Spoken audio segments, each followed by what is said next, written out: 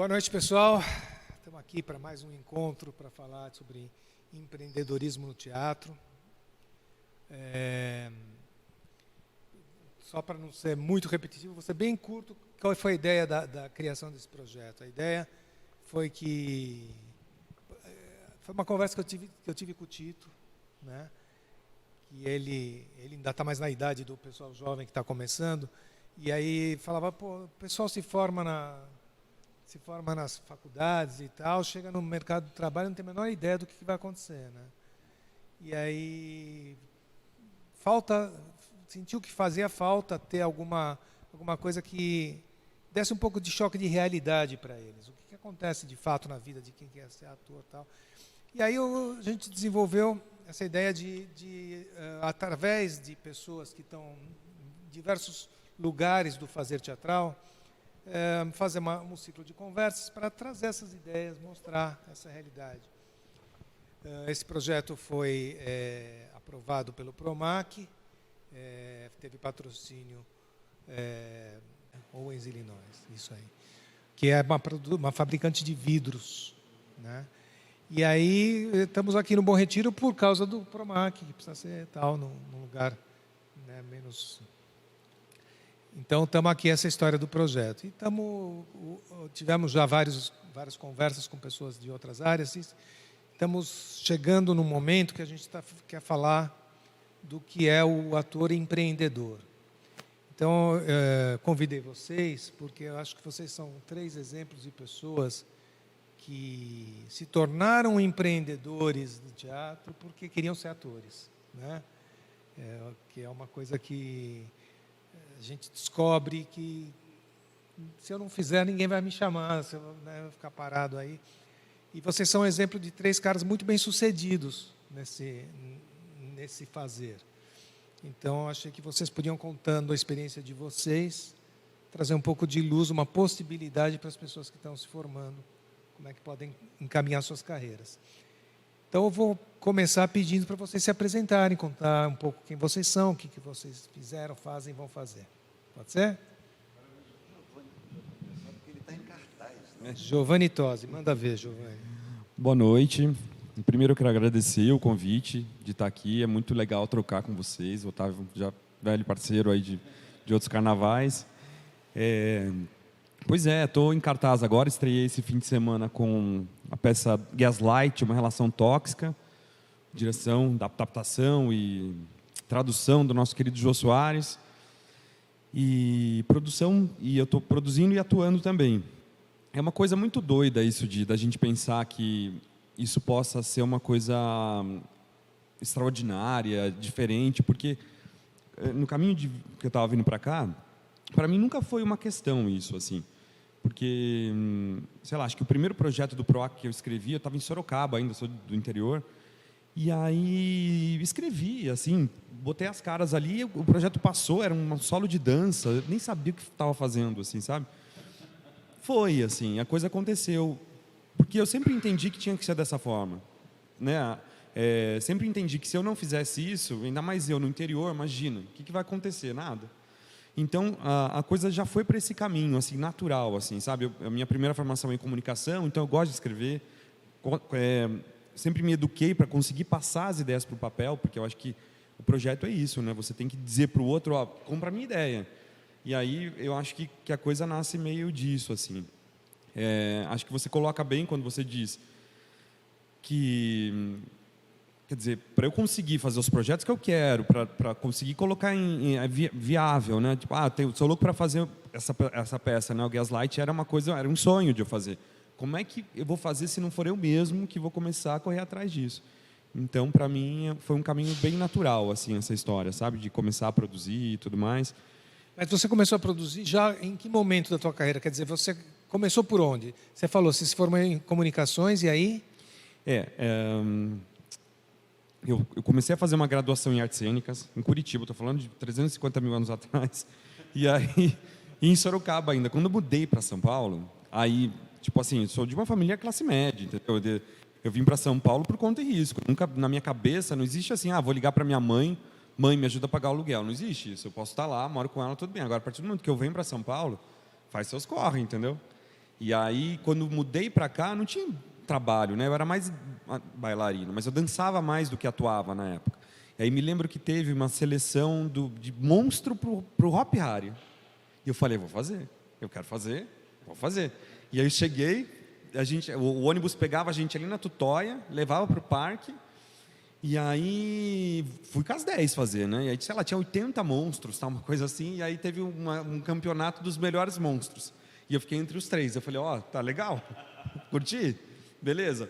E aí, nessa seleção que teve tudo mais, tem um teatro dentro do Hop Hari, né? Lindo, né? E aí eles estavam fazendo uma seleção para fazer em Goldoni, comédia dell'arte. E eles estavam pegando só atores de Campinas, porque o ator que vai sair de São Paulo para ir para lá não fazia sentido, porque daí, né, era todo um trabalho e tal. E eu menti, falei, não, eu sou de Campinas, quero fazer a seleção. E aí fiz a seleção, passei, direção da Neide Veneziano. E aí era um sufoco, porque eu não dirigia, não tinha carro, eu tinha que pegar o cometa na rodoviária, e às vezes no ensaio, na rodovia. Era uma loucura. Mas eu fiquei super feliz. Eu lembro que ia estrear, sei lá, no dia 2 de janeiro, a peça. E aí tinha um ensaio geral, assim, quase no Réveillon, assim. E foi indo, ensaio. Sei que acabou o ensaio geral, 10h30 da noite. E eu não tinha como voltar embora para São Paulo, nesse dia. Aí eu falei, não, vou pegar o cometa ali, na estrada, para voltar, né? Mas era muito tarde já. E começou uma tempestade, cara. O ônibus não parou. E aí começou meia-noite e meia, eu sozinho ali. Aquela tempestade rolando. Resumindo, fui num posto de gasolina, peguei carona com um caminhão para voltar para São Paulo, para estar no dia seguinte no parque de novo. Eu estou contando essa história porque sempre fui muito acostumado com isso. Para mim, é assim, entendeu? Tinha que ser assim. Então, essa coisa de tentar e fazer, e é negativa. Eu falei, eu quero fazer. Então, uma hora vai ter que dar certo, entendeu? Aí, estou contando tudo isso porque aí, depois dessa história toda, fiz a peça do Neide Veneziano. Ela me conheceu mais, aí comecei a fazer trabalho com ela, e ela me dirigiu em outro trabalho, ela foi minha orientadora de mestrado, quer dizer, movimento e trabalho gera movimento e trabalho, entendeu? Claro, se eu ficasse em casa, muito melhor do que pegar carona no caminhão no meio da Bandeirantes, mas foi assim que eu estou aqui agora, né? Porque um trabalho vai levando ao outro também. Legal. Muito bem. Bruno? Bom, eu sou Bruno Cotti, tenho 20 anos de trabalho já formados e comecei a produzir. Eu fiz parte de uma companhia durante 5 anos chamada Ateliê de Manufatura Suspeita, e a gente tinha que se produzir. Então, tanto a demanda da produção quanto a demanda da criação desse coletivo, tanto da escrita quanto da direção e confecção do cenário e figurino, dependia da gente. Então, era algo muito natural se produzir e se pensar nesse cenário, né? E a partir de então eu comecei a produzir todos os meus trabalhos, eles em diferentes plataformas, né? Hoje eu produzo para cinema, teatro, televisão, escrevo, dirijo e atuo, e com certeza esse ponto de vista do produtor me ajuda muito, porque além de você ter a parte criativa, você também consegue mensurar o custo e identificar o quanto aquilo é possível de ser viabilizado, como vai ser viabilizado. A gente trabalha com uma indústria, a gente trabalha num setor em que ele ainda não funciona de forma orgânica. Então, fomentar a cultura no país é uma tarefa muito delicada e você precisa ser muito ativo para fazer isso. Então, claro que quando todo mundo pensa em ser ator, a gente quer contar a história. Porém, para contar essa história e para fazer isso de forma profissional e qualificada, existe um repertório por trás e que exige muito. Então, mais difícil do que estar ali contando aquela história é viabilizar essa contação de história. E é difícil, mas ao mesmo tempo te dá uma autonomia e faz com que você deixe de ser um passivo, né? Qual é a diferença entre o sonho e a realização do sonho, né? É justamente essa pegar na mão na massa e se prontificar a fazer aquilo acontecer. Atualmente dirigi um espetáculo no Sesc Santo André chamado Cartas da Prisão. A gente saiu de cartaz faz 20 dias e também foi uma produção nossa e assim seguimos, né? Legal. Otávio. Boa noite, gente. Tudo bem? Eu sou Otávio Martins. eu já comecei na geração que todo mundo fazia grupo de teatro. Eu sou do Latão. Eu comecei aqui em São Paulo, comecei fazendo uma oficina no Sesc, que era uma oficina muito louca, uma oficina muito legal, assim. Eu queria ser ator, mas não sabia se eu queria ser ator. O pessoal era muito legal. Eu falei, não, eu gostei disso aqui. Com o Robert McRae. Você lembra do Robert McRae? Um inglês, enfim. Casado com a Adriana Consorte, filha do Renato Consorte. E aí eu fui fazer isso aí, depois eu entrei num outro espetáculo. Eu já tinha estudado para ser ator. E eu comecei fazendo oficina aqui na Uso de Andrade, desse cara. Aquela coisa de um contato leva ao outro. Dessa oficina fiz uma outra oficina, depois eu fiz uma outra oficina que acabou desembocando em me apresentar para um cara que chama Rubens Revold, que é um dramaturgo, e fiz uma peça dele. Dessa peça eu conheci mais uma galera que depois ficou acabei entrando no Latão, na primeira formação do Latão. E aí foi a formação do teatro de grupo em São Paulo. Você tinha vários outros grupos. O Latão, ele sempre foi um grupo, um coletivo mais à esquerda, que tratava inclusive de um assunto que eu não conhecia, acabei pesquisando, que era o Brecht.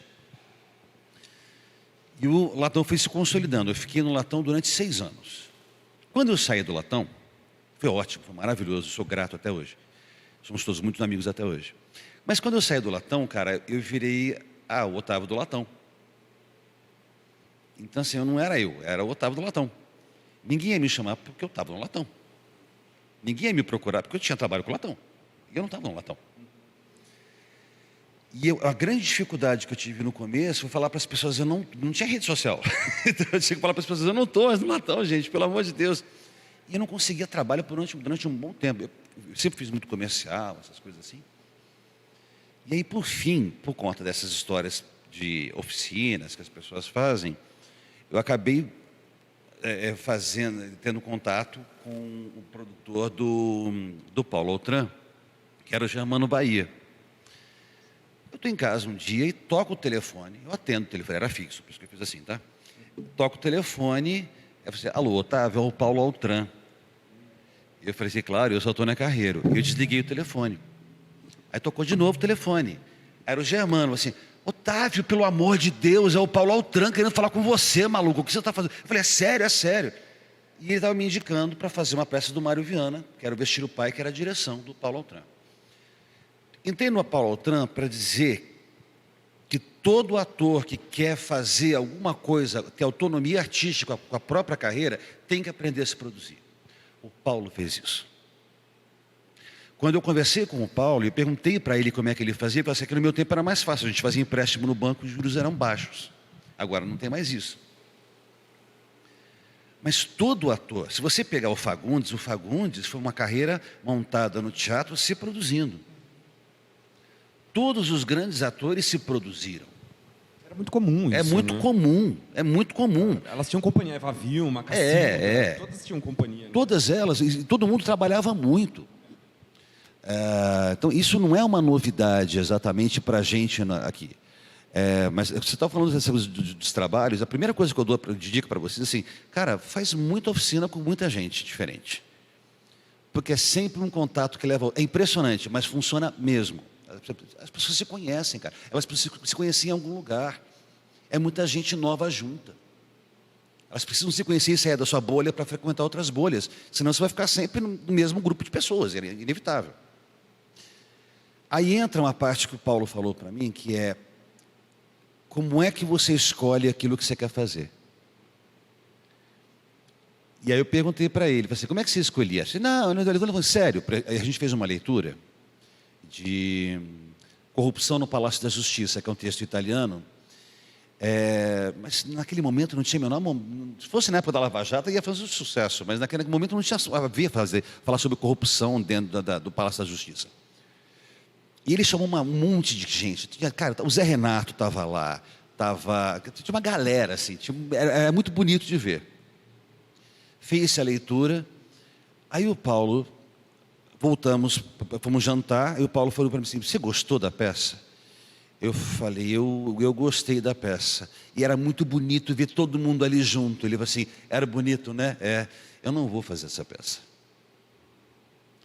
Eu falei assim, mas por que você não vai fazer a peça? Ele falou assim, porque você gostou de ver todo mundo reunido, você não gostou da peça. Ele tinha toda a razão. Uma reunião, um evento, não é uma peça de teatro. Ele não montou. A decisão sobre o que você vai fazer impacta sobre um monte de coisas. A gente tem uma autoimagem, né? Todo ator tem uma autoimagem. Que hoje é mais fácil você trabalhar, porque todo mundo agora é autônomo, tem que fazer self-tape. Mas assim, você conhecer a sua imagem, você sabe quem você é? Você sabe que tipos você representa? Você sabe o que você pode fazer? Eu estou apoiando uma candidata a deputada federal, estadual, é do PSOL. É Jane Maria. E ela falou assim, eu posso usar a sua imagem? Eu faço novela, enfim. Posso usar a sua imagem? Eu falei assim, cara, pode, mas você vai colocar uma imagem de um cara, de deputado do Tucano no seu Instagram. O problema é seu, porque eu tenho essa cara de deputado tucano, o que eu vou fazer? E é verdade. Você tem cara de quê? O que você é? Para os outros. Não para você você é muita coisa, mas e para os outros? Qual a imagem que você tem?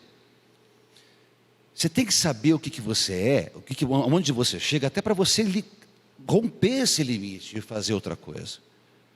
O grande barato do trabalho de ator é esse, você poder romper os limites, você romper aquele cercadinho onde você vive. Para você romper esse cercadinho é que você se produz. Por quê? Porque vai fazer o Stanley Kowalski no Bom de Chamar Desejo. Você sabe como é que se monta um Bom de Chamar Desejo? A estrutura que você tem que montar para montar um Bom de Chamar Desejo? Ah, é só uma peça. Não, não é só uma peça, cara. Você paga de direito autoral, que você paga de... É uma infinidade de coisas para você. Por isso você tem que ter uma estrutura ali por trás. Então a decisão para você montar um espetáculo é muito forte, que você fala, cara, eu vou trabalhar muito nesses próximos meses em cima dessa ideia, em cima desse sonho, em cima desse objetivo. Esse cara aqui é impressionante. São 2 peças esse ano. Você fez Terremotos, que você produziu. Isso. Lá no SESI. E agora o Gaslight.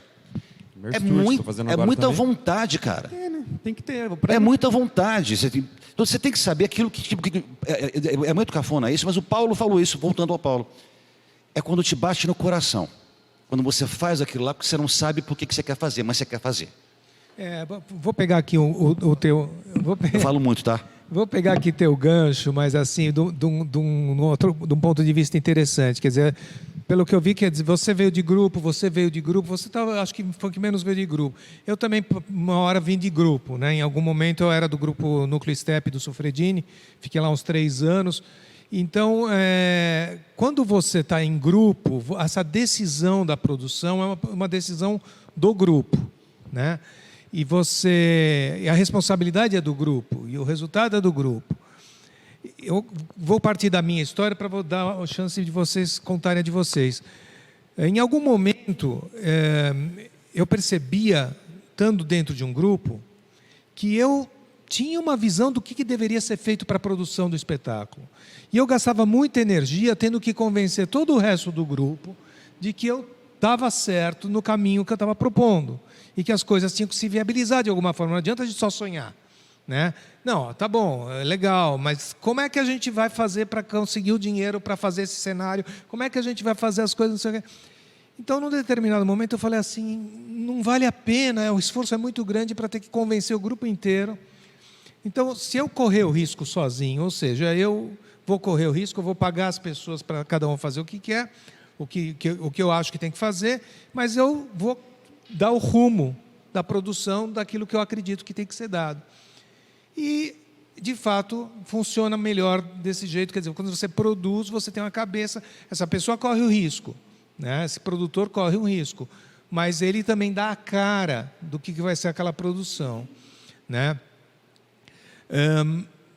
Em que momento que vocês saíram de ser um grupo para ser um produtor? Fora você, Giovanni, que pelo jeito você já começou como produtor. Que momento você fala assim, não, eu não sou um grupo, eu quero fazer do meu jeito as coisas. Como é que vocês... Quando foi a virada? Bom, um grupo é maravilhoso porque todo trabalho desenvolvido em grupo é um trabalho que você escolhe o tema do que você quer falar. Então, ali, em comunhão com as outras pessoas, você começa a desenhar que tipo de personalidade artística você tem e o que você quer dizer. E isso já te forma muito como ator, como diretor, como iluminador. Isso começa a desenhar um ponto de vista direto na profissão. Porque nós somos intérpretes, mas para ser intérprete você tem que ter um ponto de vista em relação a algo. Porque senão o seu trabalho artístico, ele, né, você está falando o quê? Qual é a diferença de você estar contando essa história e não uma outra pessoa? Então você começa a criar um ponto artístico mais incisivo. Mas chega uma hora que esse mesmo grupo, uma grande dificuldade que eu tive na minha trajetória e continuo tendo, muitas pessoas têm muito tesão em chegar na parte final do projeto, mas poucas têm o desejo de levantar ele desde o começo. E eu sentia que mesmo eu tendo muita afinidade artística com os meus parceiros, na parte mais braçal e de levantar as coisas, ainda era um trabalho que me sobrecarregava um pouco. E eu comecei a sentir necessidade de, já que me sobrecarregava tanto, então que eu tivesse mais autonomia sobre aquilo que eu estava contando. Então chegou uma hora que dentro do meu trabalho de grupo, o que o grupo estava contando já estava um pouco diverso do que eu pensava, e ali eu comecei a assumir a responsabilidade de criar as minhas próprias narrativas. Não foi fácil, porque eu não venho de uma estrutura... eu não tive uma formação para aprender a lidar com o dinheiro. O dinheiro sempre foi algo... O desejo do trabalho artístico, ele vem como um ponto de vista mágico. Né? Você quer fazer, tem muito tesão, mas aprender a lidar com o dinheiro é algo que não era fácil para mim. Então, eu tive que me profissionalizar e tive que fazer uma escolha, que se eu quero ser um artista, quanto mais autonomia eu quero ter e quanto mais liberdade eu quero ter, mais disciplina também isso me pede, e mais proatividade. Então, eu fui me tornando um cara mais metódico, mais chato, mais organizado, e tudo aquilo que parecia que era ser artista, ser um porra louca. Ser artista é você ter mais liberdade em relação à sociedade, mas, ao mesmo tempo, você está trabalhando num setor em que ele não é organizado, em que, né, a cada entrada e saída de governo a gente patina cada vez mais. Enfim, então isso vai te dando esse lugar de mais disciplina. E aí eu comecei a desenvolver esse projeto de uma forma mais pessoal. Tenho parcerias pontuais, mas se ninguém vier comigo, eu vou sozinho, porque é o que eu escolhi fazer, e é o que eu quero fazer, e enfim, isso pede essa proatividade, pede essa gana. Para você ser um artista, você não tem que ter vontade, você tem que ter necessidade. É uma necessidade existencial. Eu tenho vontade de fazer várias coisas. Às vezes eu entro num prédio e falo, nossa, me dá vontade de ser arquiteto, e me dá vontade de estudar outras coisas, me dá vontade de estudar neurociência, mas de fazer o que eu faço é uma necessidade existencial. Às vezes, nem sempre eu consigo atuar em tudo que eu produzo, mas contar essa história em outros lugares também me faz estar ali nessa seara aqui. Então, nasceu disso. Quando dentro do grupo começou a dar mais trabalho, essa negociação, eu também senti que a carreira solo seria uma possibilidade.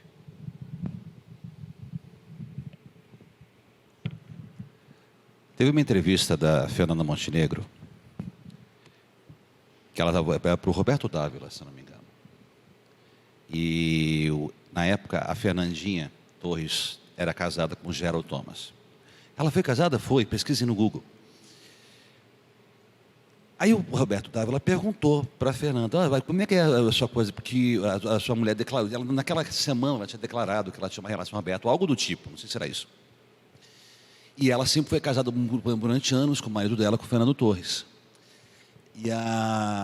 Como é que é para você essa relação da sua filha, de uma relação mais aberta com a relação mais convencional, mais tradicional? E ela deu uma resposta que é maravilhosa. Ela respondeu: tem gente que nasce com um dom para ser sozinho. Tem gente que nasce com um dom para viver a dois. São dons. Tem gente que nasce com um dom para viver em grupo. Para ser partícipe, para ser uma parte da máquina, para ser uma das bolinhas do rolimã. É maravilhoso. Tem gente que quer ser o rolimã. Eu. Você. São dons. Tem gente que trabalha em grupo até hoje e trabalha maravilhosamente bem. Maravilhosamente bem. Então, assim, é muito, acho que eu não era mais daquele... Eu não sentia mais... Não me sentia mais partícipe, porque eu passei a querer autonomia, justamente. Eu quero pegar os meus projetos, as coisas que eu quero fazer, as minhas coisas, enfim. E que divergiam, não artisticamente, mas divergiam do coletivo, porque o coletivo tinha uma outra preocupação. Eu comecei a trabalhar primeiro com o Paulo, e foi o Paulo que me falou para fazer a primeira produção. Minha primeira produção, você viu. A primeira produção que eu fiz, eu sou imbecil. Eu falei assim, cara, eu vou fazer uma peça com amigos, vai ser legal. Tinha 12 atores, mano. Que imbecil faz a primeira produção com 12 pessoas, pelo amor de Deus. Eu fiz. E chamava Os Jogadores do Gogol. E foi a melhor coisa que eu fiz na minha vida. Eu só chamei amigos. Fizemos uma coisa. Ele era muito simples, né? Era um estaleiro russo. E tem um filme argentino chamado Nove Rainhas, que é de golpistas dando golpe em golpista, dando golpe em golpista, que é baseado nessa peça. E é uma comédia sobre golpes. E essa peça eu entrei para ficar 2 meses no Teatro Sérgio Cardoso, lá naquela salinha pequenininha. A gente renovou 2 meses depois a gente foi para o Folha. Foi um sucesso a peça. E era sucesso por quê? Porque era gostoso. A casa lotava, a gente ficava feliz. Mas mais do que isso, era um encontro de amigos. Ali foi a minha primeira experiência, de fato, com produção. E a produção propriamente dita, que eu comecei a embarcar na coisa, foi quando eu fiz A Noite Antes da Floresta, que foi monólogo. Que aí foi mais... Foi bem louco. Porque eu não tinha lei, não tinha nada, não tinha de onde tirar. E eu não fazia mais comercial já há alguns anos. Aí eu falei assim, cara, sabe o que eu vou fazer? Eu vou tentar fazer comercial, eu levanto uns 3 ou 4 comerciais. Bingo! Fiz 4 comerciais, uma sequência do outro, peguei o dinheiro, falei, vou botar na peça. Foi o que eu fiz. Eu trabalhei com o Chiquinho Medeiros. Eu tive uma reunião com o Chiquinho Medeiros que eu falei, cara, quanto é que você cobra? Eu preciso de 2 valores. Eu preciso saber quanto é que você cobra para dirigir uma peça e qual é o mínimo possível para você olhar na minha cara e me tratar com respeito. Porque eu vou atrás dos 2. Eu vou tentar te garantir pelo menos esse mínimo. E eu falei isso exatamente para todo mundo. E todo mundo foi muito legal. Eu peguei esse dinheiro, eu lembro exatamente, cara, foi 32 mil reais. Eu peguei esses 32 mil reais, eu paguei todo mundo adiantado. Falei assim, tá aqui, tá aqui, tá aqui, tá aqui, tá aqui. Bora fazer? E a gente fez. Eu não sabia, e foi uma coisa muito louca, que é uma coisa que o Paulo falou assim, é uma coisa do coração. Por que você quer fazer? Quando você se apaixona, você não sabe por que você quer fazer. Você quer fazer porque você quer fazer. Fala mais alto. Se você pensar que isso vai ser importante para a sua carreira, bacana, mas vai fazer televisão, né? Teatro não. No teatro você pode se aprimorar dentro daquilo que você gosta, da sua paixão. E aí o Chiquinho falou assim, por que você quer fazer essa peça? Eu falei, eu não sei.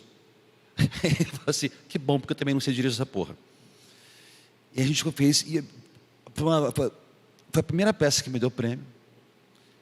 Foi a primeira vez, e mais do que tudo, foi quando eu entendi que ninguém ia me chamar para fazer aquela peça. Ninguém ia falar assim, Já sei, vamos montar essa peça. Ninguém ia fazer isso, pomba. Se não fosse eu levantar o negócio, não ia sair. Por isso que a gente tem que ser, quando a gente gosta, você tem que, o que você quer fazer e ir atrás da coisa. Verdade, você arregaçar a manga, porque é um trampo gigantesco, cara. Eu já tive produtora, não tenho mais. Acho um pé no saco hoje produzir. Eu me alio a produtores. Por quê? Porque essa burocracia, escrever a coisa ali... Cara, eu não sou matemático. Eu sou péssimo nessas coisas. Eu odeio juridiquês. Então tem que ter gente competente do meu lado. Eu tenho que confiar, não tem outra coisa a fazer. Agora, esses dois, e você, por exemplo, já conseguem fazer isso. Fala um pouco, por exemplo, você... Do dia a dia teu, de essa coisa de projeto, você não para, né? Porque eu não posso parar. Então. Eu não tenho condição de parar, porque e não posso fazer um projeto de uma vez. Tem que fazer um monte de projeto, porque pode ser que nenhum vire. Então, quer dizer, se eu apostar todas as minhas fichas num projeto, se eu não consigo captação, se eu não consigo fazer, eu não faço projeto. Então, às vezes, calha. Esse ano está uma loucura, de fato, porque... Estou agora com Gaslight, que não tem patrocínio nenhum, estou colocando dinheiro do bolso, eu e Priscila Prade, levantando, pagando todas as pessoas e tal, apostando nisso, porque preciso fazer, eu preciso falar o que está acontecendo ali. Para mim, é mais importante do que tudo nesse momento, sei o tamanho do risco que é, porque é sempre um risco, sempre é um risco, né, você apostar nisso. E é diferente do SESI, por exemplo, estou com o Mary Stewart lá agora e fiz terremotos no primeiro semestre. O SESI te dá uma estrutura financeira que você consegue, você não tem risco de bilheteria. O jogo está ganho. Então você consegue relaxar, você consegue dar estrutura para as pessoas trabalharem e você não depende da bilheteria. Eu acho que tem uma coisa aí também que eu não vivi, mas que eu acho que influencia, vocês provavelmente vão falar disso. Eu acho que quando você cita o Paulo, quando você cita essa galera que é ator, o Fagundes, mas que depende da bilheteria, porque ele tem compromisso com o que ele coloca no palco, isso muda toda a história. É importante deixar claro que eu não estou criticando nenhum tipo de lei, nem nada, porque são essenciais.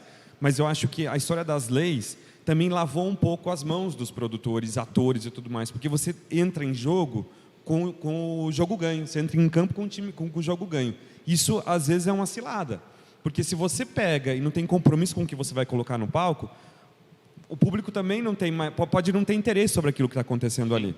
Entendeu? Você coloca ali uma coisa, porque de repente, eu tenho um patrocinador que quer uma peça, sei lá, sobre garrafas. Então você bota a peça sobre garrafas, mas quem vai querer ver essa peça? Entendeu? É complicado. Então acho que quando o ator ele também tem essa cabeça de empreendedor ou de produtor, isso muda toda a relação dele com o fazer artístico dele. Quando eu produzo uma peça e no meu elenco, por exemplo, tem um ator que também produz, é nítido. É nítido, porque ele tem um compromisso não só de entrar em cena, se maquiar e estar ali fazer o trabalho dele, mas ele está comprometido com todo o aspecto de produção ali. Ele sabe, ele ajuda, ele está junto, entendeu? E não precisa fazer nada, assim, não estou dizendo que ele tem que pôr a mão na massa, mas ele tem um entendimento sobre toda a coisa que acontece ali, que eu acho muito mais gostoso se trabalhar com um cara assim, sabe? Com um ator que entende um pouco como as coisas funcionam. Em que momento você ser o produtor do teu espetáculo te complica como ator? Bom, eu já vivi terror, assim, em relação a isso. Eu já vivi, tipo, vou estrear no Rio de Janeiro, no Carlos Gomes, e o celular bombando no bolso porque eu tinha que resolver coisas. Isso desde 2011, acho. Faz muito tempo. Eu fiz uma peça do Capela lá, no Colecionador de Crepúsculos. Foi um terror. Eu aprendi que eu não queria isso. Porque daí não fazia sentido, nem uma coisa e nem outra. Porque daí você fica infeliz nas duas funções. Você não consegue nem atuar e nem produzir direito. Então ali já foi um aprendizado para mim. Eu falei, não dá. Como é que eu consigo fazer isso viável hoje? Eu tenho uma galera que eu confio muito, entendeu? São parceiros mesmo. Porque aí sim, 1 hora antes do espetáculo, não vejo nada, não vou ver. Problema de produção, não vou. Quando eu estou ali de ator, já combino também com o diretor ali. Problema de produção, você não fala comigo agora. Agora é o ator que está aqui. E, em geral, quando dá certo também, e tem dado, primeiro dia de ensaio, está lá todo mundo numa roda. Gente, a partir de agora eu estou passando bastão. Quem vai fazer a produção, eu mando o produtor executivo ali, entendeu? Que vai tomar a frente. Não quero saber. Mas explica para o pessoal que não sabe. Quer dizer, você fala um produtor executivo, é uma pessoa que é seu funcionário, que você contratou, você continua sendo o produtor do espetáculo, né? Você continua sendo o chefe de todo mundo lá dentro, porque você que contratou, você que é o contratante, né? Mas você fala, a partir desse momento, eu estou entregando esse bastão para aquela pessoa, ele vai fazer no meu lugar, e eu agora não sou mais... Não me falem, não me tragam esse assunto. Eu estou me concentrando no meu trabalho de ator. É isso? É isso. E também não é o Giovanni, que é o APJ, é a Tose Produções que vai lá e contrata as pessoas. Eu não tenho muito esse lugar assim isso não cola muito para mim, assim, porque não tenho, por vocação, eu não tenho isso. Assim, eu gosto de estar fazendo ali, eu faço, e aí é por isso mesmo, eu faço tudo isso para poder estar ali. Então, o produtor executivo eu conheço, confio, quando ele vai lá trabalhar, e é porque todo o resto antes, todo o projeto fui eu que fiz. Eu sei cada linha daquela planilha, fiz, eu sei exatamente quantas apresentações tem que fazer. Então, quando o projeto vai para a sala de ensaio, ele já está todo formado, está todo formatado. Eu já sei o que vai acontecer. Então, ele vai executar, o produtor executivo vai executar um planejamento que já existe. E aí não cabe mais a mim, entendeu? Para chegar para mim de novo, acontece, é porque a bucha estourou. Aí tem problemas para resolver. E não vai ser na hora do ensaio? Não vai ser. Não vai ser. E nem depois da peça. Então, eu costumo pensar, nada é tão urgente que não possa esperar o dia seguinte, entendeu? Às 8 da manhã vamos conversar sobre isso. Hoje, depois, na hora do ensaio, não tem o que fazer. Se a coisa estourou, meu amigo, dorme, amanhã a gente conversa. Também produzir também pede que você saiba também delegar. Então, à medida em que você vai se organizando minimamente, e não tem a ver só com dinheiro, não, tem a ver também com uma postura.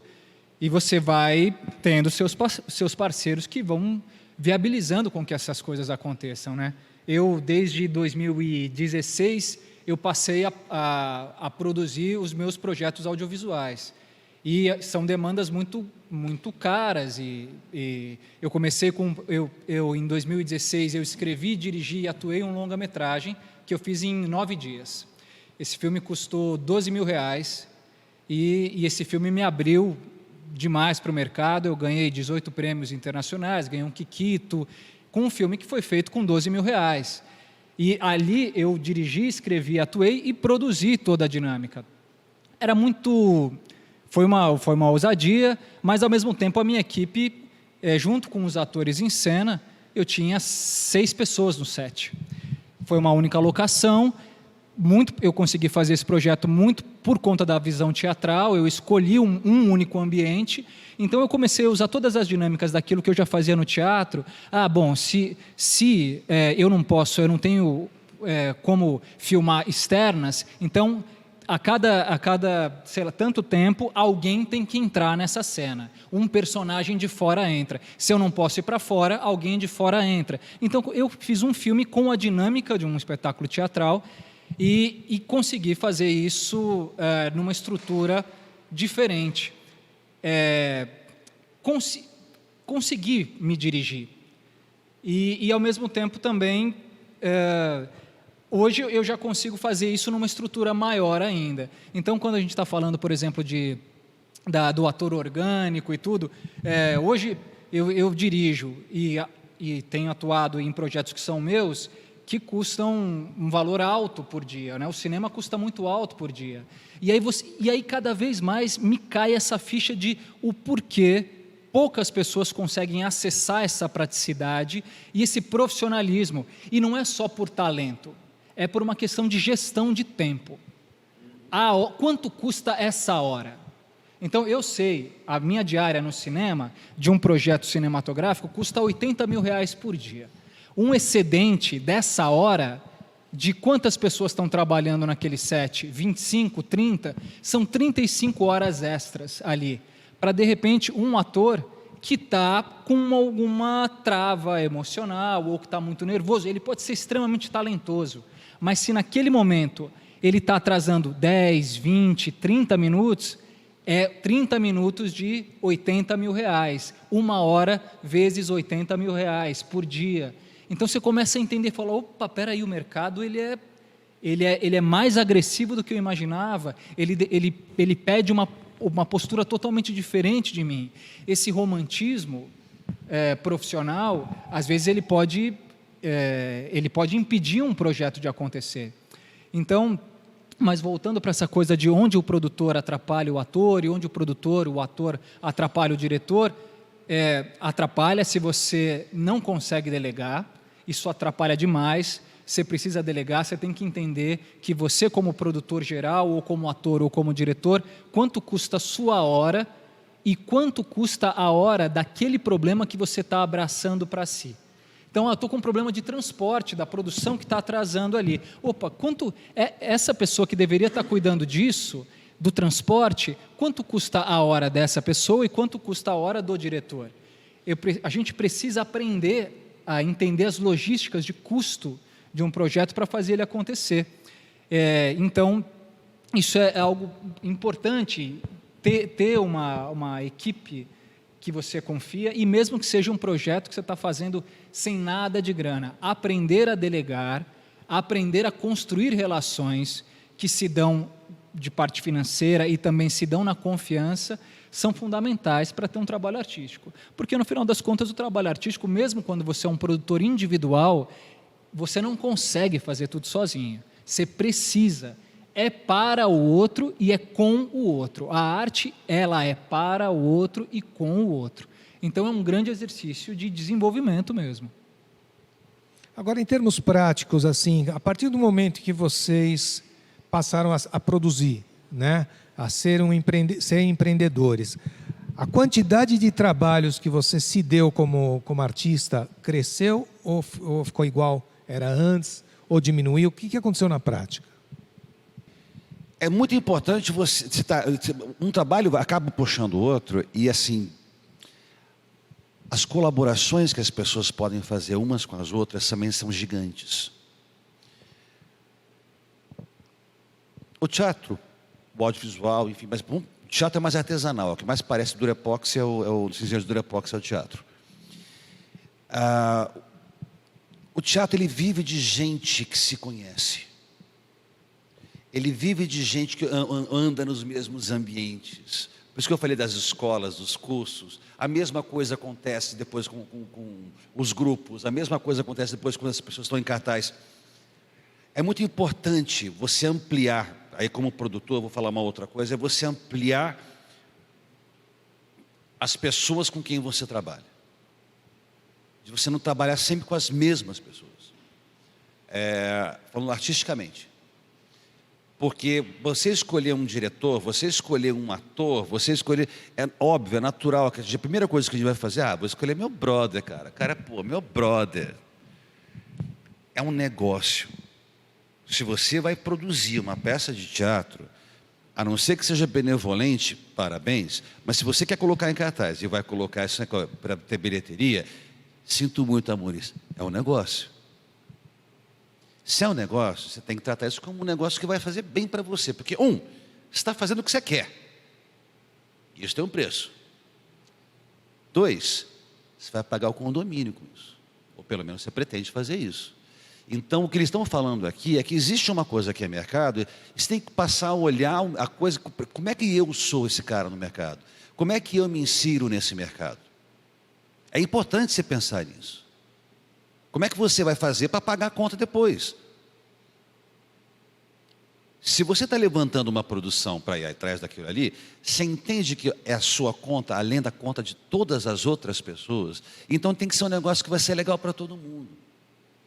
Fatalmente, no início, a gente vai acabar fazendo um monte de coisa que não vai dar dinheiro, mas a gente vai ser muito feliz. E faz parte da vida, e tem que ser.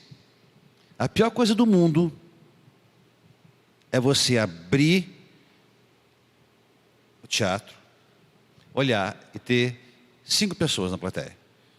E no palco tem 7. E acontece, né? Acontece vamos muito. combinar que acontece. Então, Faz parte você do vai fazer, negócio. você tem que fazer essa peça para esses caras com o mesmo tesão, cara. O cara pagou o ingresso, que se não pagou, você deu o convite, você pagou para o cara aí, pronto. Você tem que fazer, a entrega é a mesma. É um ato de entrega. Se você vai ter um ato de entrega, esse ato de entrega tem que ser satisfatório para você depois nos outros aspectos da sua vida. Não é só pensar, nossa, que legal que vai ser se eu fizer tal coisa. Vai ser legal, mas como é que você vai fazer? Para quem que você vai fazer? Com quem que você vai fazer? Tudo isso importa. É um crescimento pessoal seu, artístico seu. Dá muito trabalho. A real é que dá muito trabalho. E não tem nada de essa coisa, romantização. Nossa, como ele é empreendedor. Não, é cansativo, muito. Eu estou esgotado, sabe? Se eu pudesse, eu faria menos, mas eu não posso. Eu tenho que trabalhar. E é isso. Então, como vai dar muito trabalho, tem que dar muito prazer. Porque só faz sentido se der prazer. Se estiver chato, já não está certo. Sobre isso que você falou, dos ciclos, eu vivi uma experiência maravilhosa agora no Terremotos. Uma peça do Mike Bartlett. E de início o projeto previa 22 atores, muita gente. E aí a gente pegou e decidiu fazer uma seleção para o coro da peça. E abrimos teste, 2 dias, 2 turmas diferentes aqui na Oswald, né? Beleza. Pessoas que eu nunca mandaram currículo, a gente foi chamando, selecionando e tal. A gente começou a fazer o teste, mas uma galera boa. Você fala assim, meu Deus, mas onde estava essa pessoa? Que eu não conhecia essa pessoa. Como é que é isso? Resumo, o que era 22 pessoas passou a ser 30 atores, porque a gente não conseguiu selecionar, não conseguiu tirar as pessoas, porque elas eram ótimas. E elas estavam fazendo coisas ótimas ali. Desses 30 atores que eu fiquei ali convivendo durante a temporada de 60 apresentações dos Terremotos, tem pessoas que entraram para a minha vida, assim, sabe? Que, assim, eu admiro muito como artista e que agora no Mary Stuart também, no SESI, a gente já pescou do Terremotos. Por quê? Porque a pessoa se dispôs a fazer... E aí, é uma loucura isso a gente pensar. Mas eram 22 atores. A gente teve que aumentar o número de atores, ou seja, o cachê das pessoas teve que diminuir, porque a gente distribuiu para mais gente esse cachê. Pós-pandemia, que teve esse pensamento também. Eu pensei, será que se eu estivesse nesse lugar, eu vou ganhar um pouco menos, mas eu vou estar num dos principais palcos do Brasil, assim, de quinta a domingo, fazendo peça, conhecendo gente. E foi isso. E aí, né, o Fernando, inclusive, está aqui, está no Mary Stuart também, que é o tipo de ator assim, que eu quero levar sempre. Eu não conheceria ele se ele não tivesse se disposto a fazer um teste para coro de uma peça, entendeu? Então, eu acho que essa coisa de se colocar nos lugares, de estar ali, é essencial para você trabalhar, né? E quando ao contrário, quer dizer, o fato de você ser ator é um problema, e você querer atuar nessa peça vai ser um problema para o resultado dela? Nunca aconteceu isso comigo, porque eu sou meio maníaco de projeto, né? As pessoas brincam que eu sou uma máquina e eu tenho uma coisa obsessiva por escrever projetos. Então, tudo que eu faço, eu já faço porque eu quero fazer. Nunca vou fazer essa, sei lá, não sei, né? Não sei se já vai acontecer isso. Mas quando eu escrevo um projeto, eu já sei o que eu quero fazer nele. E eu faço, geralmente, porque eu quero estar ali como ator, entendeu? Nunca aconteceu de eu fazer isso e apenas para... Enfim, no Mary Stuart agora eu não estou em cena. Mas é um projeto que chegou de outro jeito, entendeu? Na pandemia, por exemplo. Fiquei desesperado, né? Com todo mundo, assim, porque eu estava contando com muitos projetos que aconteceriam em 2020. Tanto o Gaslight quanto o Terremotos eram projetos para a pandemia. Paguei os direitos autorais. Eram projetos para 2020, não para a pandemia, né? Para 2020. Fui lá e comprei os direitos autorais das 2 peças, negociei lá com o escritório de Londres. Beleza, pandemia. Gastei todo o meu dinheiro nessa coisa, nos direitos autorais das peças. O Terremotos é uma peça que só poderia acontecer no SESI. Por quê?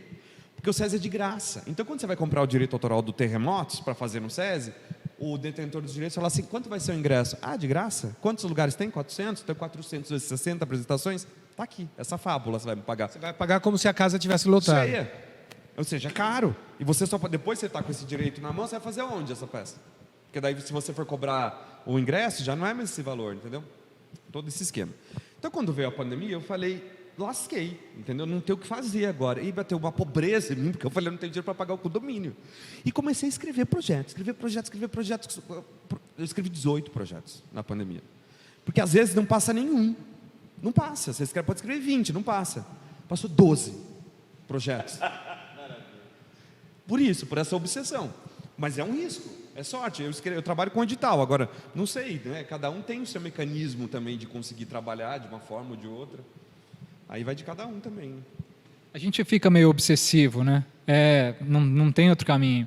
Ontem eu estava fui ver algum vídeo no YouTube, e aí entrou aquela chamada, aqueles comerciais que começam antes do vídeo, e aí o cara estava falando assim, a diferença entre o rico e o pobre o pobre depende de um único lugar para o dinheiro vir. E o rico, ele tem mais de um lugar da onde o dinheiro pode vir. Ele começou a falar, provavelmente era um coach financeiro, alguma coisa, falando sobre investimento, né? E aí eu parei vendo aquele cara lá e o vídeo era uma bosta, o que ele estava falando era muito baixo, era muito raso, assim, mas num lugar ele estava certo, que é quando a gente abre esse leque, então você sabe que você vai fazer 10 projetos, é como teste. A gente como ator faz quantos testes? 10 testes para passar em meio, fica editado em meio lá e de repente... E o projeto é a mesma coisa. Então, é como ter uma cadeira de um pé só. A gente precisa cada vez criar mais possibilidades para que os recursos venham de diferentes lugares e a gente consiga sobreviver nesse mercado, que é um mercado muito delicado. Então, é isso. Você lança 12 projetos, claro, quanto mais rolar, melhor. Mas é raro isso acontecer e a gente precisa abrir mais os leques para conseguir fluir, para conseguir existir como ser humano, como artista, porque eu vejo, além de mim, todos os que estão à minha volta, a grande dificuldade é existir no mundo financeiramente. Essa é a grande dificuldade. Então, como é que eu consigo existir no mundo financeiramente? Abrindo, abrangendo, isso tem a ver com o que você perguntou, se é o quanto de mais trabalho isso traz. Isso com certeza traz mais trabalhos, porque você começa a abrir o seu leque. Isso passa a ser uma estratégia natural de existência, porque senão a gente vai trabalhar mesmo, você saiu de uma escola de teatro, você fez 10 amigos, e ali você está esperando que outra pessoa, que também levantou uma produção para si, que foi uma pessoa encorajada, que comprou um direito autoral, que levantou um projeto, te chame para esse projeto. Você está esperando que uma outra pessoa como você te dê a oportunidade. E fica difícil. Então, quando você vai abrindo esse leque de projeto, 12 projetos, para você ter 12 projetos, você imagina a quantidade de carta de intenção de artistas que você precisa ter para isso. E você vai abrindo o seu leque, e vai trocando, e vai interrelacionando, as coisas vão se abrindo mais. Eu acho que a maior característica de quem quer, né, pensa em seguir, assim, fazer essa coisa de empreender e tudo mais, eu acho que a pessoa não pode cansar. Eu acho que essa característica é a mais preciosa, assim, porque cansa, porque desanima, porque você escreve e não vai. Então, se você falar assim, tá Explica bom. melhor isso, porque às vezes eles não estão entendendo. Acho que muita gente pode não entender o que significa passar ou não passar um projeto, né? Consegue explicar um pouquinho? Consigo. No meu, acho que cada um aqui tem um mecanismo para conseguir levantar, né? No meu caso, eu trabalho muito com edital. Então, eu preciso escrever um projeto para um edital específico, seja municipal, federal, estadual. E a gente fica nessa expectativa. Você submete o projeto e aí a aprovação desse projeto significa que você vai ter recurso para fazer o projeto. Então, você vai receber uma verba e essa verba depois você vai colocar no projeto, existe uma prestação de contas dela e tudo mais. Mas, às vezes, a negativa desse projeto inviabiliza o projeto. E isso desanima, porque você pega a carta de intenção, você pensa no projeto, você fala com direito autoral, e não. Às vezes, alguma comissão vai avaliar e vai dizer, não, esse projeto não é bom, eu não quero esse projeto. E é muito natural, porque a gente põe expectativa, a artista, né, tem essa coisa também de sonhar com o projeto e tal, e não pode desanimar, porque às vezes já aconteceu de eu colocar 1 ano, 2 anos, 3 anos, e no 4º ano que eu coloquei, alguém naquela comissão achou que era legal, e foi assim que eu consegui fazer. Tem só uma coisa também que eu acho que é interessante dizer, para a gente pensar, como ficou deslocada essa coisa, né, do dinheiro e do artista. Às vezes eu chego a falar, sei lá, conversar de cachê com o ator, ele não fala de dinheiro. Porque isso parece que é uma heresia, assim, mas não, fala com o meu agente, vai falar de dinheiro. Que loucura isso, né? Porque parece que é vergonhoso a gente falar disso, onde será que isso se perdeu, né? Que loucura não poder falar de um cachê com um ator. Eu não posso falar disso, minha agente fala para mim. Só um desabafo. Claro que isso complica também, porque às vezes os interesses dos agentes entram no meio do rolo e complicam mais a vida de todo mundo, mas assim, independente, eu acho que você está falando de uma coisa que é assim, se o cara tem o sonho de que ele vai parar de receber não dos testes e agora ele vai escrever um projeto e ninguém mais vai falar não para ele, está furado, porque alguém ainda vai falar sim ou não para o projeto, né? E então, de novo, você cai em algum lugar que alguém vai escolher se sim ou se não.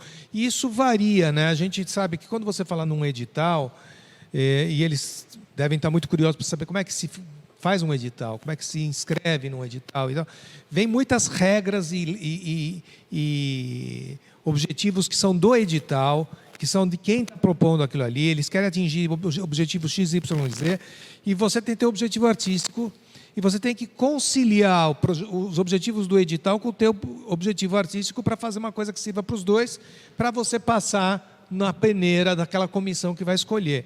Então não adianta você fazer só o que você quer. Se você fizer só o que você quer, não vai passar. Você tem que conciliar com o que eles querem. Às vezes não é conciliável, porque o que eles querem é muito distante do que você quer, então você tem que saber até que ponto vale a pena inscrever ou não inscrever um projeto em determinado edital. Tá certo? E eu acho que também, aí também de perfil, como o Otávio falou, também o seu perfil como produtor, porque às vezes o meu perfil é, eu tenho um pé na academia, né? Faço mestrado, estou fazendo doutorado agora, gosto muito disso, gosto de escrever, então essa coisa mais cabeçuda, para mim não tem problema, eu consigo navegar nesse lugar. Agora, sei lá, você é um produtor, você de repente conhece, minha família tem uma empresa lá não sei aonde, só que eles não sabem nada de lei federal de incentivo. Se você tem um perfil, de repente, que é não de edital, mas de dar o caminho para essa empresa, fala, você já investiu em cultura? Vamos entender melhor disso? De repente você vai por outro viés, que é mais seu perfil, entendeu? E só para esclarecer para eles também é isso, quer dizer, um edital é mais difícil de conseguir conciliar do que um edital que seja de lei de incentivo, porque aí os objetivos são mais amplos, você consegue uma aprovação e aí você vai ter que, numa terceira etapa, procurar um parceiro, uma empresa que vai investir naquilo ali, né? Então, em alguns momentos, você encontra o caminho que te convém. Então, não é que é garantido. E aí tem uma coisa que é assim,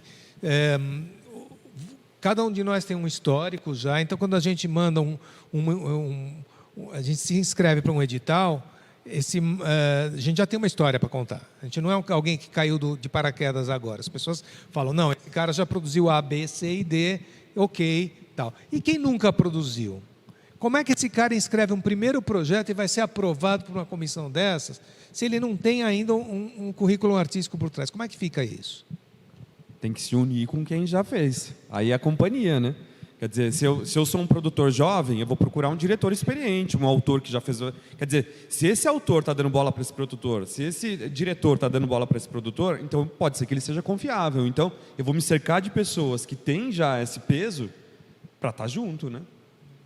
Comigo foi assim. É fundamental isso que a gente está conversando, mas eu sinto que quando você chega nessa parte de executar a parte burocrática da produção, já existe um refinamento da sua ideia. Eu sinto que ainda existem muitos atores que não conseguiram concretizar aquilo que eles querem falar. Quando você começa a produzir, você começa a entender se aquilo que você quer falar é contundente com o contexto político, social, existencial que a gente está vivendo como sociedade. Porque esse dinheiro é nosso. Ele vem de verbas públicas, ele vem às vezes de um incentivo, ele vem de um imposto. Então você começa a entender se aquilo que você está pensando como artista, o quanto daquilo influencia nesse momento atual. Então, os editais, eles trabalham com necessidades de urgência, com temáticas que estão sendo discutidas. Como você está se relacionando com esses eventos agora? E aí você também deixa de ser só um ator romântico para ser um ator que, de certa forma, está interferindo naquele contexto, naquele momento histórico. E você está justificando o porquê que você tem que ter aquele recurso para contar aquela história. Qual é o seu papel como cidadão, como artista cidadão, para receber esse recurso e contar essa história para que não seja somente um desejo pessoal de satisfação pessoal. E aí você entende, espera aí, o que é um artista. O que é um artista? Qual é o papel da cultura na sociedade? Né? Porque agora a gente discute, né, dentro de um governo tão esdrúxulo assim, esse aniquilamento da cultura, e aí você começa a entender, nossa, opa, é uma estratégia, é um lugar. Qual é o nosso papel na cultura? Né? Para além dos meus sonhos, eu sonho ser ator. Quando eu tinha 6 anos, que eu tinha lá que soprar a velhinha do bolo, eu fechei o meu olho e minha mãe falou assim, faz um pedido. Eu fechei o olho e falei, quero ser ator. E soprei aquela vela.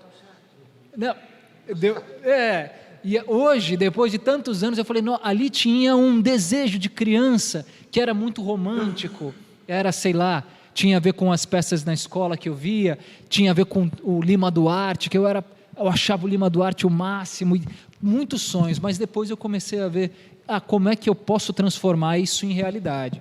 Então, escrever um projeto, mesmo que ele não passe de cara, e é óbvio que ele não vai passar, dá um refinamento no seu papel artístico e no seu ponto de vista artístico, porque você tem que explicar o porquê que você está escolhendo isso. Por quê? Isso melhora o seu trabalho, mesmo que você não consiga levantar aquele edital, saiba que melhorou muito o teu ponto de vista artístico, a tua história artística. Legal, muito bom. Muito bom, vamos começar então com as perguntas da plateia.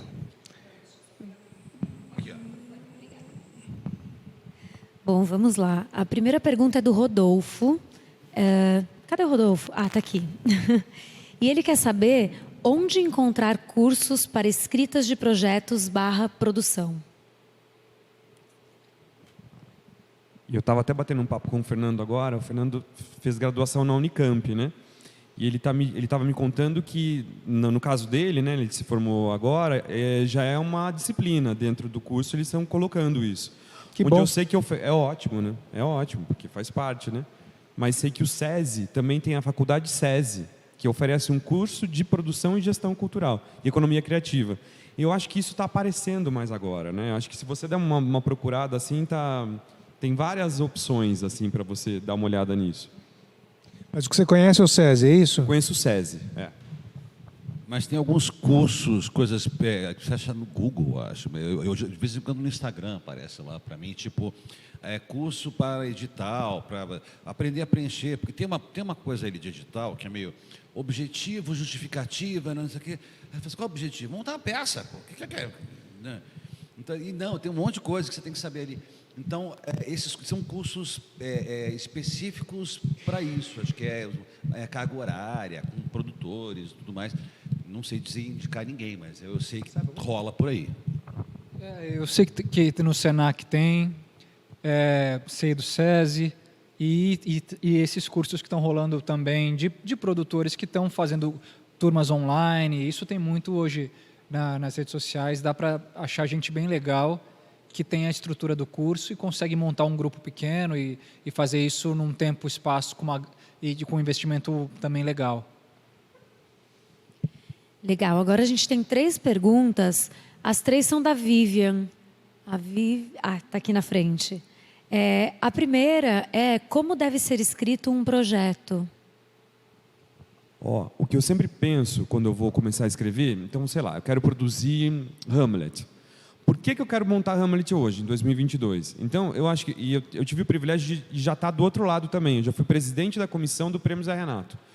Sei lá, vi 500 projetos, analisei ali 500 projetos. E é muito curioso, porque você percebe que existe uma coisa entre... A maioria dos projetos ali, eles têm...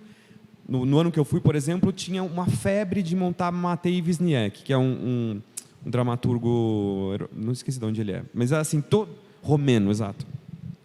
E aí a gente falou, eita, isso precisa ser dito de alguma forma, porque se tem tanta gente querendo falar disso, algum motivo tem. Então, quer dizer, você associar, e aí, acho que daí é muito particular de cada um, mas se você consegue associar o seu desejo de montar uma obra com a contemporaneidade dela, isso vai convencer as pessoas que estão ali a falar, de fato, isso tem a ver, é justo empregar dinheiro público para esse projeto, porque ele vai voltar para o público de alguma forma, que há interesse público nesse projeto. Eu acho que tem um aspecto que é o seguinte: nós artistas, a gente tem uma coisa que é uma antena, né? Por algum motivo, a gente acaba tendo uma ideia, e quando você vai ver outras pessoas tiveram ideias muito parecidas e tal, que existe um inconsciente coletivo que está viajando naquelas ideias e tal, e isso são assuntos que estão em voga nesse momento e que então você encontrar um jeito de criar uma obra artística em cima disso, você tem um público para ver. Por exemplo, quando a gente fala hoje em dia, pegar um exemplo de contemporaneidade, a gente está falando muito agora de inclusão, a gente está falando agora muito das questões do feminino, né, sororidade, a relação com as mulheres. Tem alguns temas que estão nesse momento sendo falados, né? Então você acaba escrevendo, tanto artisticamente, um escritor acaba propondo alguma coisa, né, dentro dessa linha, como você, enquanto produtor, também tem que encontrar um jeito de dizer, olha, estou juntando essa arte com essa ideia mercadológica, sociológica, e aí você consegue ter um jeito de propor. É isso, né? Acho que é isso mesmo. A segunda pergunta dela é: quais são as diferenças entre produzir e dirigir?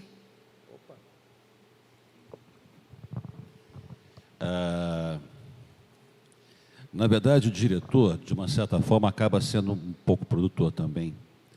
E o produtor tem que ser um pouco diretor também.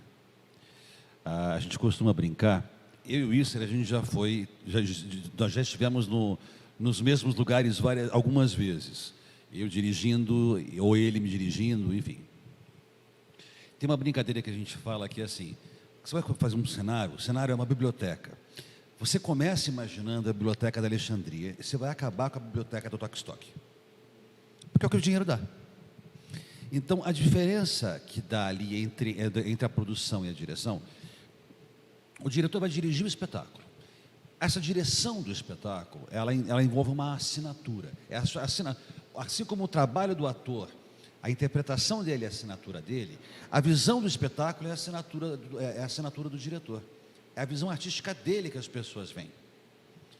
Quando você vai produzir, você vai chamar um diretor que vai dar a cara do espetáculo. O espetáculo tem cara de quê? Quem vai fazer a direção de arte? Quem vai fazer tudo é o diretor. O diretor, normalmente, num processo de teatro, normalmente ele participa de todo o processo de absolutamente tudo. Porque o diretor vai chamar figurinista, cenógrafo, trilha sonora, escalar o elenco, determinar ensaio, etc. Eu sou tão maluco que até o cartaz passa por mim. Né?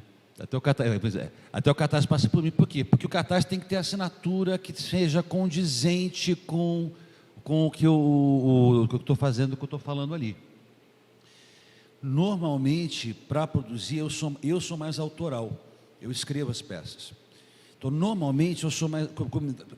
dirijo outras peças de outras pessoas, atuo em peças de outras pessoas, mas, normalmente, para eu produzo, normalmente, as minhas ideias. Isso envolve todo o processo. Então, no meu caso, eu pego desde o texto até o final. O produtor, ele tem uma figura muito... Ele é um materializador daquela assinatura. Ele tem que lidar com aquilo que ninguém quer. Mas o ponto que eu acho bem da pergunta dela é assim: o que é o papel do diretor, o que é o papel do produtor, onde eles se separam mesmo, em que momento eles são diferentes, né? Basicamente, o produtor é o cara que vai materializar. O cara vai transformar um sonho numa peça de teatro, lidando com todos os artistas, que não é uma coisa nada fácil.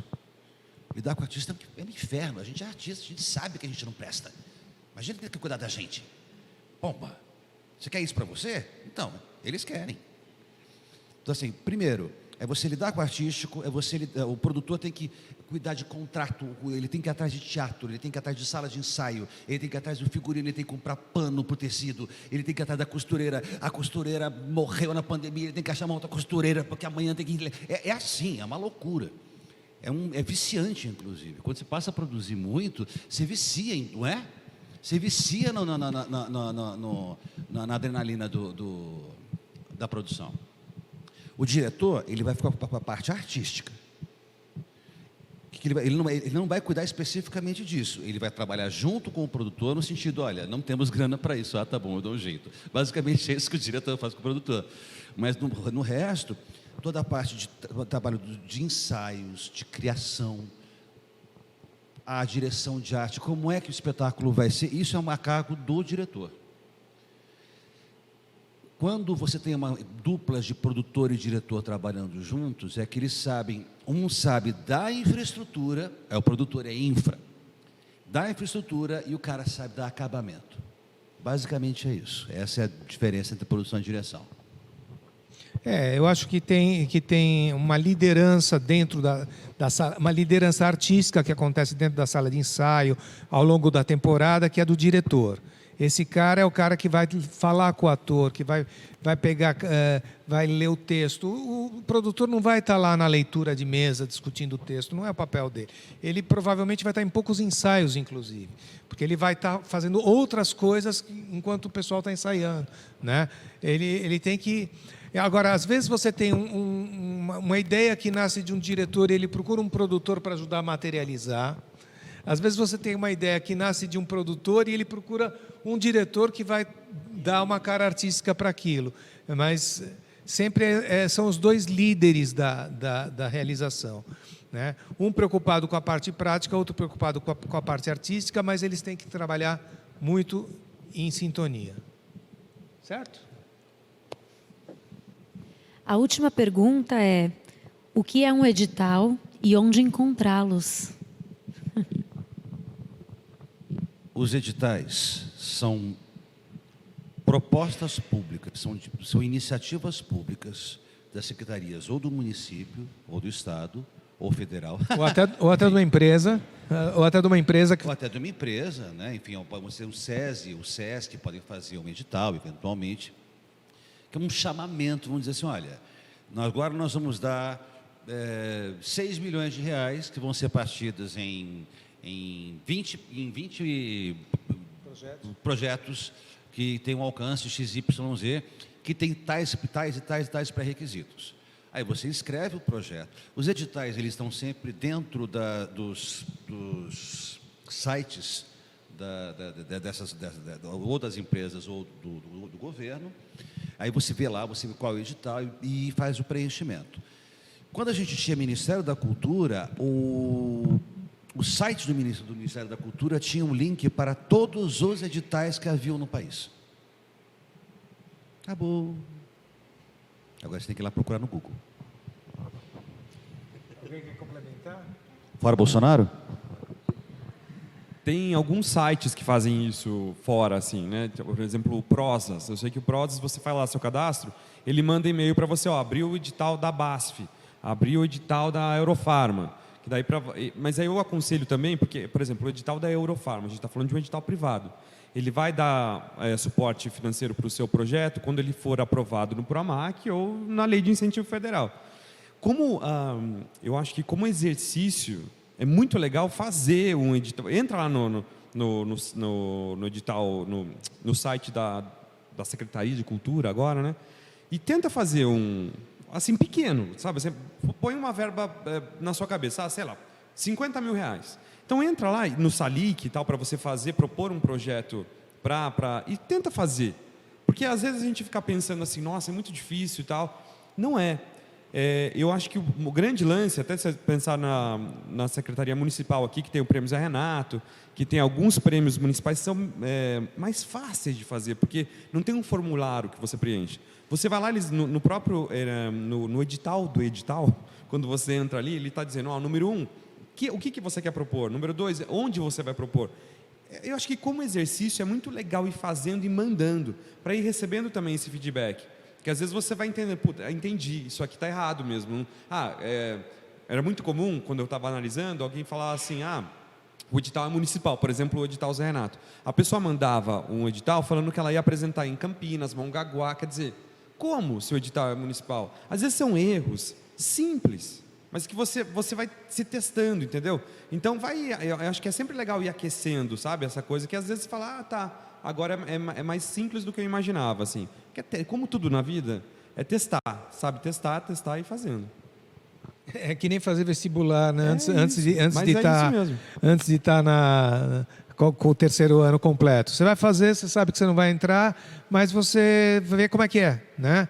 Então você vai lá experimentando. O problema vai ser se você ganhar e aí você tem que fazer, né? Por isso que eu falei de não arriscar muito, fazer coisas menores e tal, porque daí se não fizer, aí é um problema. É um problema. É outra dica legal para quem não tem ideia de como escrever o edital. Na Secretaria de Cultura aqui de São Paulo, ali na Líbero Badaró, pertinho da praça ali da Sé, qual que é a praça ali? Do Monumento, acho. Sei lá, aquela praça, na frente do Teatro Municipal. Na Secretaria vocês podem ir lá e acessar os projetos. Praça Ramos, isso. Você pode acessar os projetos que passaram. O edital está lá, que a pessoa escreveu. Então você vê o objetivo, tudo que a pessoa escreveu está ali. Então você pode pesquisar esses projetos que foram aprovados colar para mesmo. entender. Isso é uma boa para você que está perguntando como é que você faz. Olha o que os outros fazem. Pega ali. Faz isso. Tá bom? Eu queria... A gente tem ainda alguns minutinhos e eu queria fazer uma provocação aqui para a gente discutir um pouquinho sobre uma coisa que a gente já esboçou, mas é assim, nós estamos vivendo hoje uma realidade onde a produção cultural está muito mais viabilizada pelos editais, pelos projetos de lei, enfim, vários mecanismos que existem, muito menos pela própria bilheteria, né? A gente conversou aqui,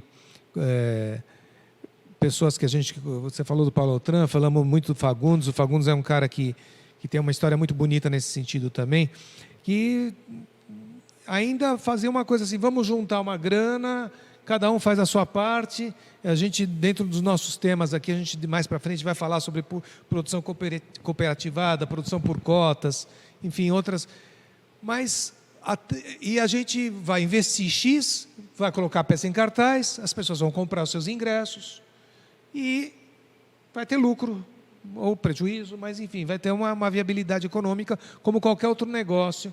Você põe um produto no mercado, quem comprar, comprou, tal.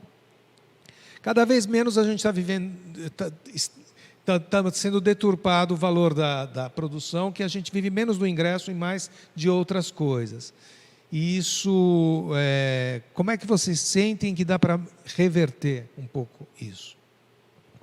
Eu estou agora, pela primeira vez, estou fazendo isso. Agora no Gaslight, coloquei dinheiro do bolso, eu e Priscila Prade, para investir numa produção grande, não é uma produção pequena. São 5 atores, estamos no Teatro Procopio Ferreira, tem uma estrutura grande. Então eu volto daqui 3 meses para falar se eu preciso ir embora ou se isso vai dar certo. Mas acho, Isser, que tem um problema aí. Assim, todo mundo está sendo pago com os cachês e tudo mais. Quando a gente tem um edital, um patrocínio, alguma coisa, a gente consegue pagar mais legal todo mundo, né?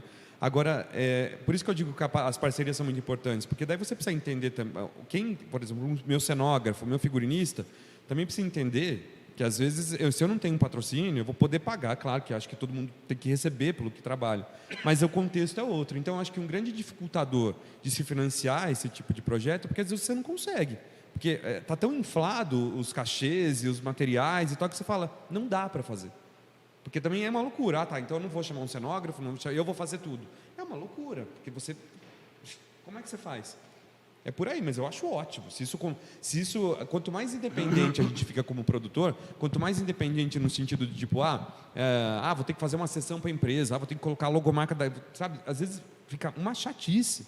Você tem que pensar muito mais nessa parte burocrática do que na obra em si. Aí eu acho que, entendeu? É um saco, mas às vezes é isso, né?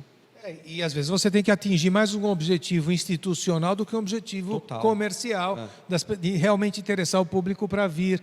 Às vezes uma coisa trabalha contra a outra, né?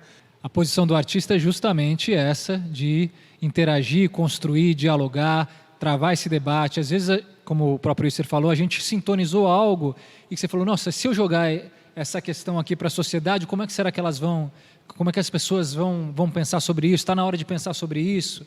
De repente, essa peça aqui, ela faz um link, eu vou montar um Shakespeare. Por que Shakespeare é montado há tantos anos? Né? Por que as tragédias gregas? Porque sempre é possível ressignificar aquela história de acordo com o momento histórico presente. Então, tá aí.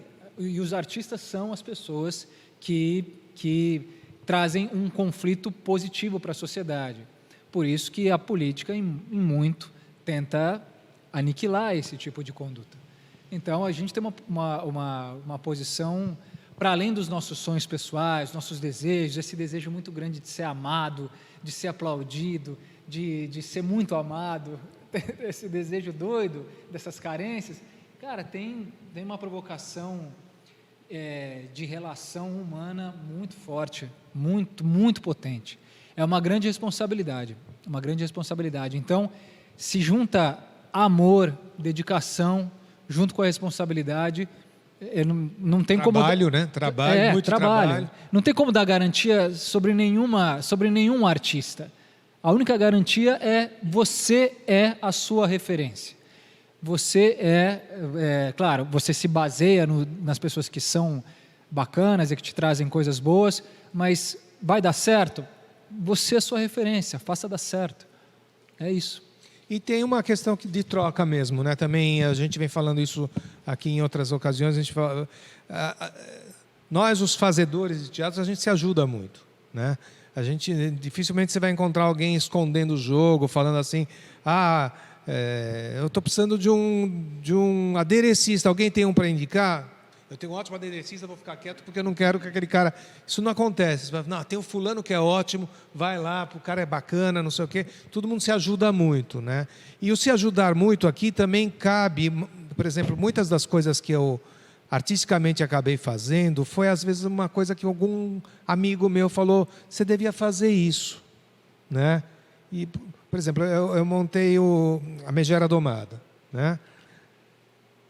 E aí foi o Fábio Torres, Fábio Brandi Torres, que é um autor com quem eu já tive várias parcerias, escreveu coisas para mim, comigo, enfim. E aí ele virou para mim e falou, você devia montar o Shakespeare. Eu falei, eu montar Shakespeare? Né? Achei estranho, porque a minha carreira de diretor era mais na comédia, não sei o quê. Aí eu falei, nossa, você me vê com... Não, eu acho que você está no momento de montar o Shakespeare. Ele vira para mim. Eu falei, mas ele falou, monta uma comédia do Shakespeare, monta a Megera Domada. E acabou que aquilo me tocou de alguma forma, e eu falei, tá bom, vamos lá, né? Deixa eu ver, deixa eu ler de novo a Megera Domada. Então, esses conselhos que vão um dando para o outro, né? Eu já montei um espetáculo que foi uma indicação sua, que foi E o Vento Não Levou. Né? Você falou, lê esse texto aqui. Então, às vezes a gente tem um pouco disso, a gente se... vê um outro artista que a gente conhece e fala assim, puta, esse cara ia fazer bem tal negócio. A gente meio que se ajuda nesse sentido. Agora, a partir do momento que você tem o sonho, que é isso que você estava falando, né? Você sonhou, aí só o ator empreendedor é aquele que garante que vai chegar lá, né? Porque senão, provavelmente, aquele papel que você está sonhando em fazer, não vai ser teu, vai ser de outra pessoa, né? Então, eu acho que o empreendedorismo vem nesse sentido de você ganhar espaço, ganhar respeito, ganhar credibilidade, para aí sim poder investir no teu sonho, na tua realização, no que você vai fazer. Vocês acham que existe vida fora das leis de incentivo, fora dos editais? É possível aqui para a gente no Brasil? Existe uma perda de dinheiro e de oportunidade nesse sentido. A gente tem material humano e artístico absurdos. Se nós tivéssemos um mercado como a gente tem, quando você vê, por exemplo, na Alemanha, quando você vai na França, quando você vai na Inglaterra, quando você vai nos Estados Unidos, que você tem um mercado que funciona e é um mercado que se abastece dele mesmo.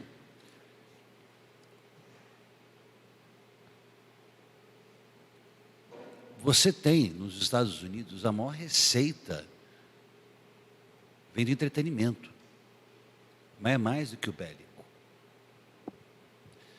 A gente chegou em São Paulo a ter uma época onde você tinha vários teatros com musicais estáveis. E sabe quem se beneficiava disso? Os grupos de teatro. Que o teatro era tão fomentado que as ações mais independentes também acabavam sendo fomentadas. Uma coisa alimenta a outra. Miséria alimenta miséria, cultura alimenta cultura.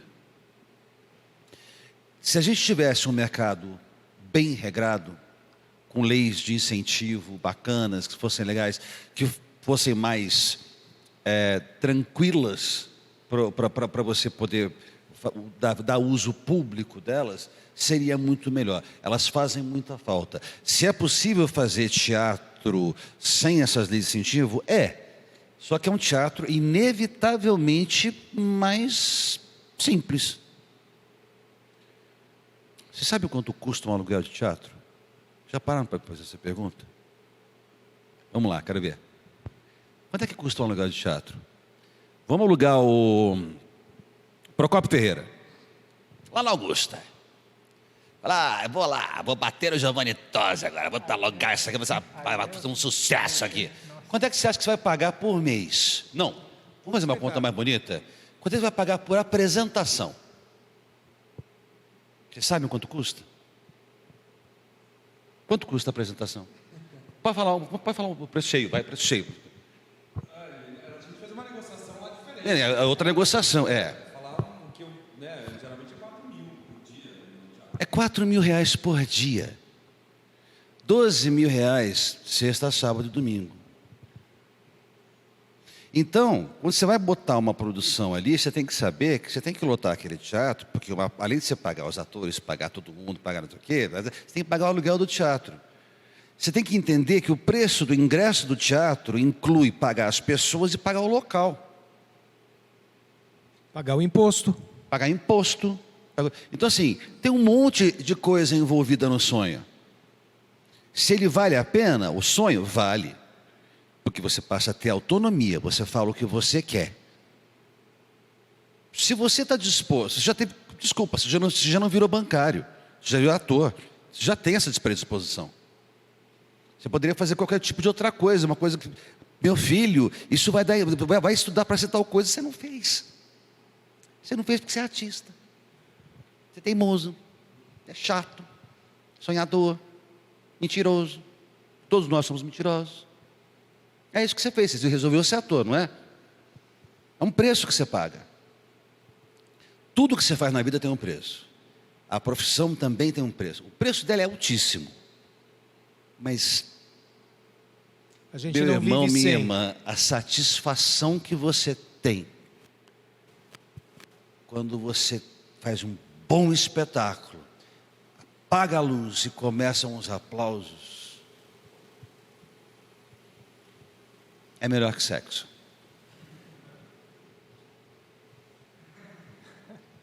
É melhor que sexo. Porque é uma completude intelectual. Você fala, cara, tudo o que eu queria fazer deu certo. Eu cheguei até aqui e deu certo. É muito gostoso. Essa ideia dele de explicar como é que funciona a produção é essencial. Se você quer ser um ator e não quer ser mais um, você quer fazer as suas coisas, tem que entender de produção. É essencial. Quantos vocês conhecem que são produtores? Agora, quantos vocês conhecem que são somente atores? É uma peneira natural. É uma peneira natural. Bom, gente, eu queria agradecer muito a presença de vocês. Semana que vem a gente vai estar lá fora a nossa programação. A gente vai falar. O tema da semana que vem é a remuneração do ator. Quanto ganha um ator? Como é que é feito esse cálculo? Como é que Mas não é um funciona hobby? esse aspecto da remuneração do ator? Tá? É o tema da semana que vem. Então, é semana que vem mesmo, né? Semana que vem mesmo, dia 20. Então tá, a gente vai estar continuando, por favor, avisem a turma, é isso aí. Muito obrigado pela presença de vocês. Até a próxima. Obrigado aos meus convidados também. Valeu. Tchau.